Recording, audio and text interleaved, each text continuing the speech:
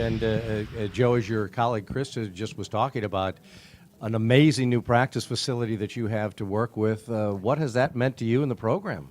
Well, as we said off the air, we talked about this practice facility, and did we need a place to get the balls bouncing again? Yes, we have a beautiful, beautiful arena, but it's a multi-purpose facility. I mean, there's 30 high school graduations in there, so we needed a place. And to President Rabinowitz's credit, and Jeff Hathaway's credit, we don't just have a practice facility now. We have a fabulous practice facility, and it just shows that it's what excites me about Hofstra is when they do something, they do it right.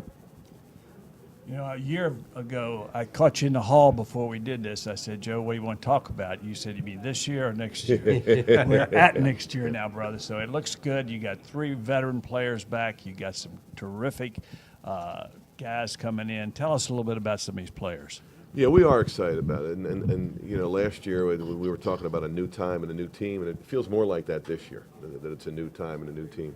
Last year we wanted to change the culture of the program and get things headed in the right direction. I feel like we made some progress there, but I wasn't sure if we could win last year at all, and we won more than people thought we would. And now this year we feel like we can win some more games. So we got a great bunch of guys. You mentioned the 3 guys that played last year. All 3 of them high character guys. Deion Nesmith, Musa Kone, Jamal Robinson, just total package guys. I mean, bedrock guys. You can build your program around people like that. And then we had the 4 kids sitting out who did a great job last year sitting out. They became better players. Wanye Green, Amin Tanksley, Brian Bernardi, Eliel Gonzalez. And then we got the new guys. We got Rokas Gustis, a 6'9", 260-pound kid from Lithuania. He played at Oak Hill for 2 years. Andre Walker, 6'10" kid from right down here in D.C.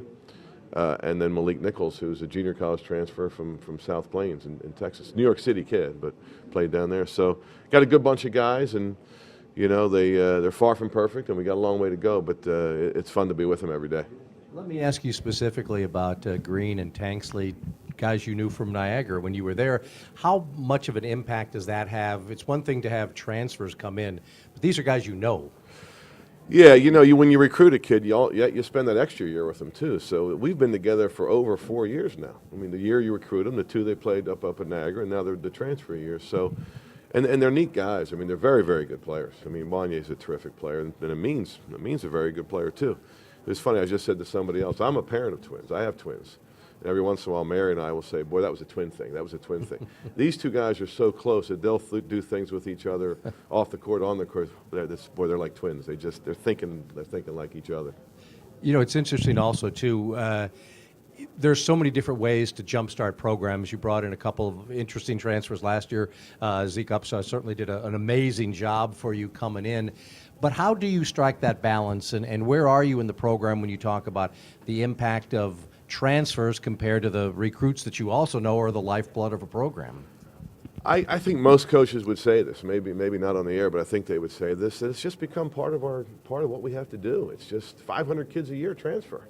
It's become an acceptable thing to transfer. It's become a reality, and so the reality of it is it unwise to see what it's going to happen at the end of the year with some transfers, or not? It might not be. It might not be. So, you know, it's part of what we're doing right now. It's changed since 30 years ago when we were doing this together, right, Charlie? But you know, it's a big part of the game now. All right, tell us a little bit about Green. He sounds like a terrific player. He was all leg before he came in, and I've never seen him, but I imagine he's going to be very good. Yeah, he does it all. He really does. He can be your leading scorer, but he also might be your leading assist guy too. He'll get some steals. The game just comes easy to him. You know, it just comes easy to him. I guess he sees it in slow motion, or he adapts quickly, or whatever. But he is kind of a special player, and you know, he's a hard guy to guard. He has different ways to beat you. But you know, like I said, he's probably going to lead you in scoring and assist, and you know, that's pretty special when a guy's doing that. Sure is. You mentioned one of the returning players, Deion Nesmith. I remember you saying to us that at some point last year that we're all going to be working for Deion one day. Is that? I mean, he seems like beyond just a terrific player, a real character. He's an incredible person. He really is. He's a high character guy. He's a terrific student. He'll have his MBA by the end of the year, and he's a terrific player, and he's an even better person than those 2 things. So he's a coach's dream, that guy. You were a tremendously successful coach at Niagara before coming to Hofstra. Last year, the first year in the CAA. What were your impressions of what you saw from this conference? Terrific league. And, you know, as I used to work for Speedy Morris a bunch of years ago. He used to always say, I hate when the other team tries to win. But you got a bunch of great coaches and great institutions and great cities. I mean, you know, the league just, it's a fabulous league, and I'm just proud to be part of it.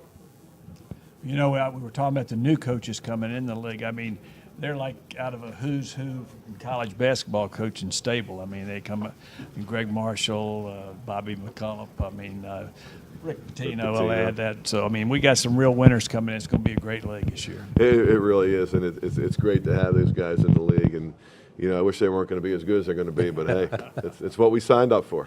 Joe, thanks for being with us, and good luck this year. Great to be with you guys again. Joe Mihalich of Hofstra.